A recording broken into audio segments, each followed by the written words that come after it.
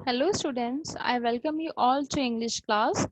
So students, from today onwards we are going to start new chapter, the 7th chapter from your English literature textbook, and the chapter is entitled Ahmedabad, India's first World Heritage City. So as the title indicates, the chapter is about Ahmedabad, which is located in Gujarat, and Ahmedabad is the world's India's first heritage city. Okay, so now so this chapter gives you an enhanced knowledge about Ahmedabad and what are the heritage sites about Ahmedabad and what makes this city very special. So from the initial, like we human beings have nicknames. Likewise, many cities of our country also having nicknames. So here is the column A with the city name and column B with its nickname. Okay, so Jodhpur, the nickname of Jodhpur is Blue City. Now, why Jodhpur is called as Blue City? Because if you ever visit Jodhpur, you will find maximum number of nearly 85 to 90% of houses are painted with blue color. Okay, that is the reason Jodhpur is also called as Blue City. Likewise, Mumbai, the nickname of Mumbai is City of Dreams. As we all know, that everyone who wants to fulfill their dreams used to visit Mumbai, as you know, to enter in Bollywood or film industries or televisions or any other. There are so many scopes of IT sectors as well. So Mumbai is also called a City of Dreams or Sapno ka Shahar. Kolkata is called a city of joy. Likewise, Jamshedpur is called as Steel City of India and Bangalore is called as IT capital of India. So this is how many cities of our country. There are so many other cities other than these five cities which are having their nicknames. Okay, so here we are going to read about Ahmedabad. So let's start with the introduction first. Ahmedabad is the largest city in the state of Gujarat, a World Heritage City. Ahmedabad wins you over with its wealth of architecture, from centuries old mosques and mausoleums to cutting edge contemporary designs. The cheerful coexistence of the new with the old. The city is a virtual kaleidoscope of color, language, festivals, and cultures. The city is also known for Sabarmati Ashram, which was Gandhiji's residence during India's freedom movement. It was from this base that Gandhiji led the Dandi March or the Salt Satyagraha on 12th March 1930. Today, Ahmedabad is an important economic and industrial hub in India. It is also one of India's most important seats of learning. Let's read this lesson to know more about this wonderful city. So here in the introduction, a short introduction of about Ahmedabad is given. Firstly, Ahmedabad is the largest state of Gujarat. While reading the chapter, you will come to know how Ahmedabad was formed. Okay, you will get to know about that. So Ahmedabad is the largest city of Gujarat, and जो चीज़ जो heritage sites हैं अहमदाबाद की, इसमें आता है अहमदाबाद का architecture जो कि सेंचुरीज पुराना है, मॉस्क्यूज हैं, एंड जो बहुत ही ज़्यादा जो स्टोन्स हैं उस पर कंटेम्प्रेरी डिज़ाइंस बने हुए हैं. ठीक है, ये सारी चीज़ें बहुत ज़्यादा अट्रैक्ट करती हैं टूरिस्ट को. And Ahmedabad is a city जहाँ पे आपको ओल्ड रिचुअल्स, ओल्ड के साथ साथ जो न्यू मॉडर्नाइजेशन है, वो दोनों चीज़ें एक साथ देखने मिलेगी. एंड यहाँ पे इसे ऑल्दो बहुत ज़्यादा कलरफुल लैंग्वेज, फेस्टिवल्स, कल्चर्स, ये सब कुछ बहुत ही लार्ज एक्सटेंट में अहमदाबाद में देखने मिलेगा. Ahmedabad is also popular for Sabarmati आश्रम. साबरमती आश्रम जब इंडिया का फ्रीडम स्ट्रगल चल रहा था, फ्रीडम मूवमेंट चल रहा था, उस टाइम पे गांधी जी यहीं पर रहा करते थे इस आश्रम में, जिसका नाम है साबरमती आश्रम, जो कि अहमदाबाद में ही सिचुएटेड है. और यही वो जगह है जहां से गांधी जी ने 12 मार्च 1930 को दांडी मार्च या सॉल्ट सत्याग्रह या नमक सत्याग्रह स्टार्ट किया था. ठीक है, और आज की डेट में अगर देखा जाए तो अहमदाबाद बहुत ही ज़्यादा इम्पॉर्टेंट फैक्टर है हमारी कंट्री की इकोनॉमी का। इंडस्ट्रियल हब है, इंडस्ट्रियल हब मतलब बहुत सारी इंडस्ट्रीज यहाँ पर सेटअप है।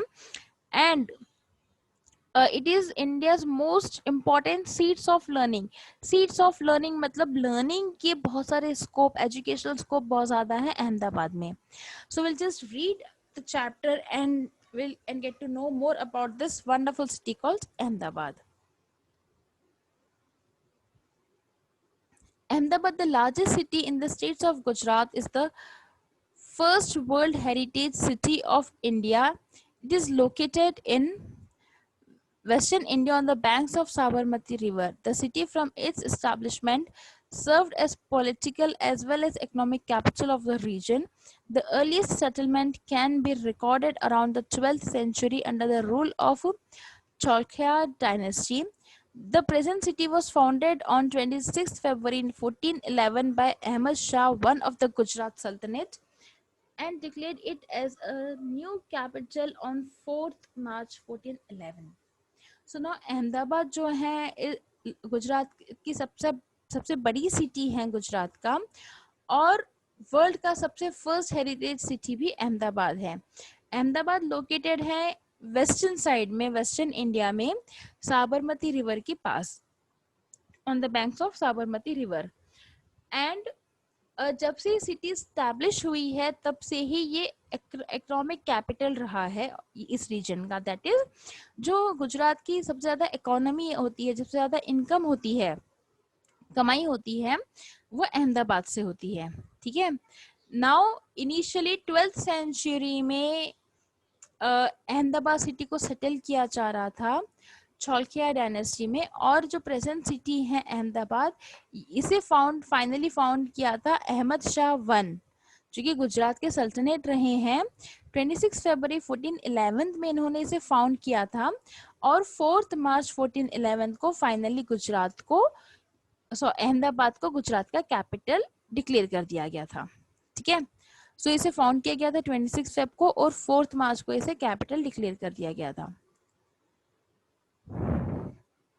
Ahmedabad is a metropolitan city embodying 600 years of cultural history, which is reflected in the beauty of its architecture.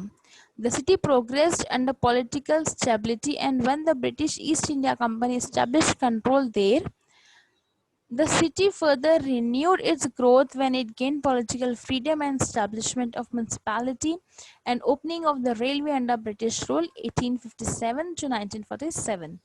सो अहमदाबाद सबसे पहले तो एक मेट्रोपॉलिटन सिटी है। Now what is metropolitan city? Metropolitan city is the city जो कि well developed है, जहाँ पे सारी फैसिलिटीज वहीं पर है, मॉडर्नाइजेशन है, इंडस्ट्रियलाइजेशन है, आईटी सेक्टर है, प्रॉपर ट्रांसपोर्टेशन फैसिलिटीज हैं, हर एक तरीके से डेवलप्ड सिटी होती है, उसे कहते हैं मेट्रोपॉलिटन सिटी, जो कि काफी बड़ी सिटी होती है। ठीक है। और इस सिटी में नियरली 600 इयर्स का कल्चरल हिस्ट्री अहमदाबाद में देखने मिलेगा, जो कि यहाँ की आर्किटेक्चर से रिफ्लेक्ट होता है। ठीक है। एंड जब ब्रिटिश ईस्ट इंडिया कंपनी ने कंट्रोल किया था 1818 टू 1857, उस टाइम पे सारे पॉलिटिकल एक्शंस अहमदाबाद से ही किए जाते थे। उसके बाद फाइनली जो पॉलिटिकल कंट्रोल रहा है अहमदाबाद पे, उससे फ्रीडम मिला था जब म्यूनसिपैलिटी का एस्टैब्लिशमेंट हुआ था और रेलवेज एस्टैब्लिश हुए थे 57 टू 47 में। ठीक है। उसके बाद 1957 से 1947 का वो पीरियड था जब कि अहमदाबाद में बहुत सारे चेंजेस आए थे, क्योंकि वहाँ पे म्यूनसिपैलिटी एस्टैब्लिश हो गई थी और रेलवे सेटअप होने लगे थे। Following the arrival of Mahatma Gandhi in 1915, the city became the rallying point of the Indian independence movement. Many activists like Sardar Patel served the municipality of the city before taking part in the movement of India's independence. After independence, Ahmedabad was a part of Bombay state. When Gujarat was carved out of 1960, the city again became the capital of the state until the establishment of Gandhinagar in 1965. Ahmedabad is also the cultural and economic center of Gujarat and the seventh largest city of India. Now further, जब 1915 में महात्मा गांधी जी का arrival हुआ था गुजरात में, अहमदाबाद में, उस time पर अहमदाबाद एक रिलेइंग पॉइंट बन गया था सभी के, जो सारे इंडिपेंडेंस मूवमेंट हो रहे थे उसका एक रिलेइंग पॉइंट हो गया था। Now what is relaying point?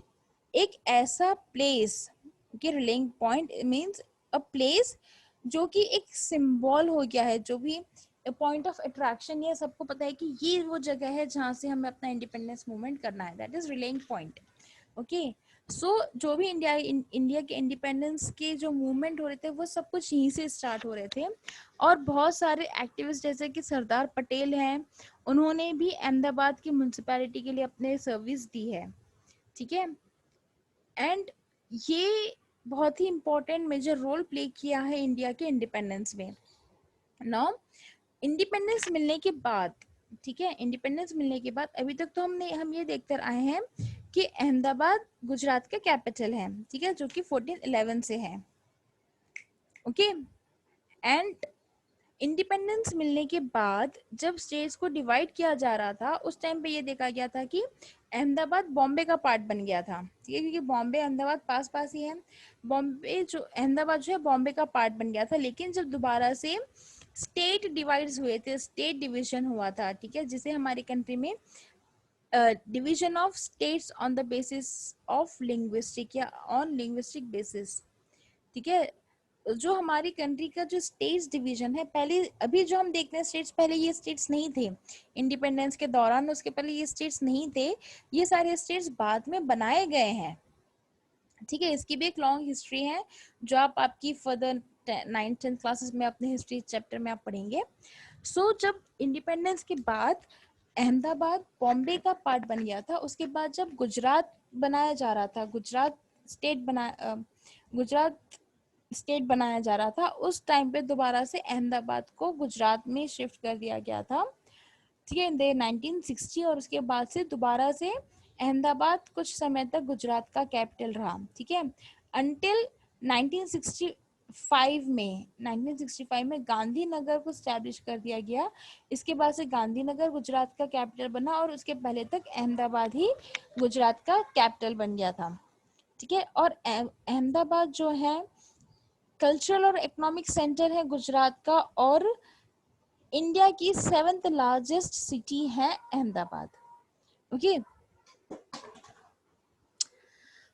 So next, the English traveller sir Thomas Herbert describes Ahmedabad as the megapolis of Gujarat, circled by a strong wall with many large and comely streets, shops full of aromatic gums, perfumes and spices, silk, cotton, calicoes and choice Indian and China rarities। अब एक English के traveller थे sir Thomas Herbert, ठीक है।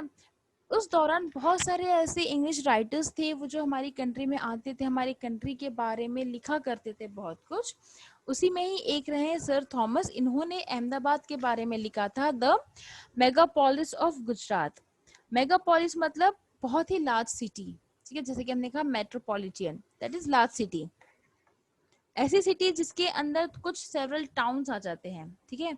तो अहमदाबाद जो है metropolis of Gujarat है, circled by strong wall with many large comely streets. Comely मतलब जो काफी ज्यादा दिखने में अट्रैक्टिव से होते हैं, ठीक है। अहमदाबाद जो है, जो पूरा बाउंड्री है अहमदाबाद की, या जो अहमदाबाद जो कवर्ड है, जो गलियां बनी हुई है वो काफी ज्यादा लार्ज है और दिखने में काफी ज्यादा अट्रैक्टिव स्ट्रीट्स वहां पर बनी है। और जो शॉप्स हैं full of aromatic gums, aromatic मतलब जिससे कि बहुत ज्यादा प्लेजेंट स्मेल आती है, ठीक है, शॉप से बहुत अच्छी स्मेल आती है परफ्यूम्स की, स्पाइसेस की। और यहाँ पे फैब्रिक्स में जो है सिल्क, कॉटन, कैलिकोज जनरली एक टाइप ऑफ कॉटन क्लॉथ ही है, ठीक है, कॉटन का ही टाइप है। और यहाँ पे इंडिया और चाइना के बहुत सारे जो हैं गुड्स यहाँ पर देखने मिलते हैं, ठीक है, डेकोरेटिव आइटम्स है, प्रोडक्ट्स हैं, इंडिया और चाइना के बहुत सारे यहाँ पे देखने मिलते हैं। तो इस तरीके से सर थॉमस हर्बर्ट ने अहमदाबाद को डिस्क्राइब किया था। ना इसके बाद और देखते हैं, जैसे कि अभी इंट्रोडक्शन में मैंने बताया था कि साबरमती आश्रम के लिए भी अहमदाबाद फेमस है। तो अगर आप अपनी स्क्रीन पर देख सकते हो, ये है साबरमती आश्रम, जहाँ पर हमारे फ्रीडम इंडिपेंडेंस के दौरान ये महात्मा गांधी जी का घर था। ठीक है, यहीं से सारे मूवमेंट्स शुरू हुआ करते थे। तो ये है साबरमती आश्रम की photo. You guys are very lucky, आप जा नहीं सकते हो देखने, तो एटलीस्ट आपको फोटो देखने मिल रही है, जो कि सबसे ज्यादा इम्पोर्टेंट जगह रही है हमारे कंट्री के फ्रीडम स्ट्रगल की। So now moving on to the chapter. The struggle for independence from British took root in the city in 1915. Mahatma Gandhi, on his return from South Africa, established two ashrams in the city, the Kochrab Ashram near Paldi in 1915 and the Satyagraha Ashram on the banks of Sabarmati in 1917. The latter was later called Harijan Ashram or Sabarmati Ashram. अब जो है जब independence struggle चल रहा था, उस time पे Britishers भी अहमदाबाद में आ गए थे, अहमदाबाद को एक तरीके से टेक ओवर कर रहे थे। और जब महात्मा गांधी जी साउथ अफ्रीका से लौटकर इंडिया आए थे, आप सभी लोग जानते होंगे गांधी जी का जो विजिट रहा है साउथ अफ्रीका में, जहाँ पे उन्होंने सबसे पहले सत्याग्रह स्टार्ट किया था। ठीक है, तो साउथ अफ्रीका के विजिट के बाद जब महात्मा गांधी जी लौटकर इंडिया आए, तब अहमदाबाद में ही उन्होंने अपने दो आश्रम बनाए थे। एक था कोचराब आश्रम, जो कि पालडी के पास था, जो उन्होंने 1915 में बनाया था। और दूसरा आश्रम था जो कि आप साबरमती आश्रम के नाम से हम अभी जानते हैं। इस आश्रम का पहला नाम था सत्याग्रह आश्रम, जो कि साबरमती नदी के पास बना था 1917 में।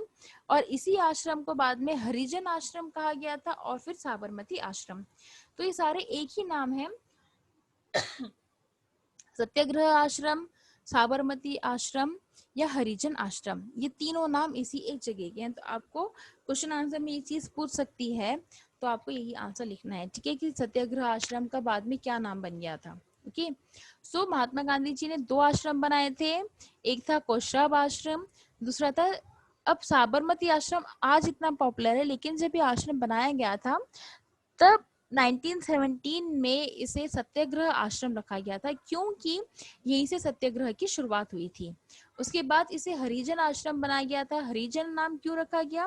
क्योंकि गांधी जी ने जो दलित लोग हैं, जो SC ST कैटेगरी के लोग हैं, उन लोगों के लिए उन्होंने नया नाम दिया था दलित, और दलित को ही उन्होंने हरिजन कहा था। ठीक है, हरिजन, हरि मतलब भगवान, जन मतलब लोग, मतलब भगवान के लोग, इस तरीके से उन्होंने हरिजन नाम रखा था।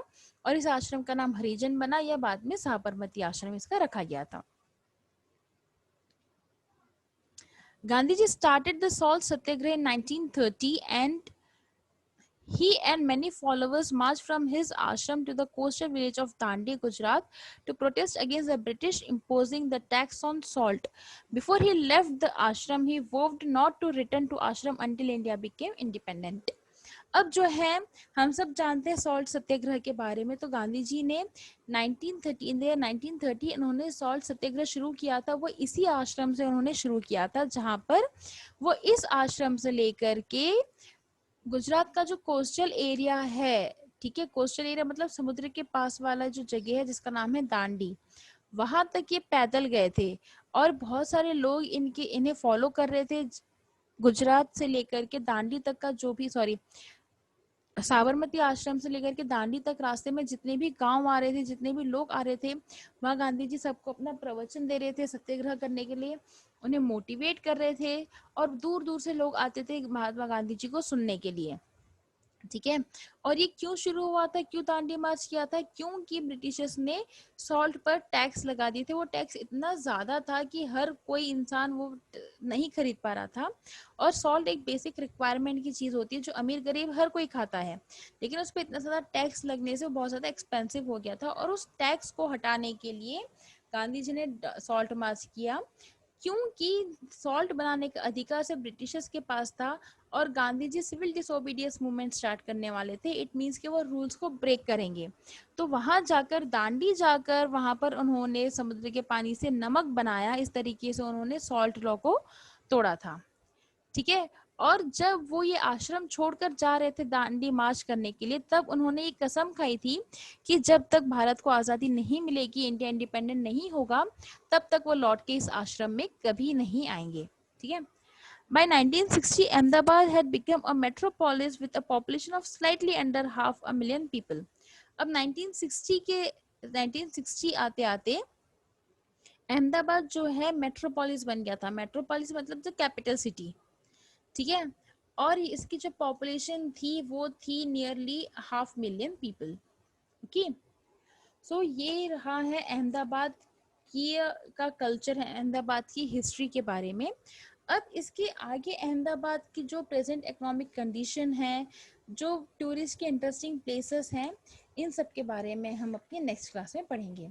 सो आई होप यहाँ तक आप सभी को क्लियर है द इंट्रोडक्शन पार्ट एंड जो भी अभी तक हमने अहमदाबाद के बारे में पढ़ा था. इसके आगे का हम नेक्स्ट क्लास में पढ़ेंगे. So hope it is clear to you all. If you have any doubt you can just ask me any time. Thank you all.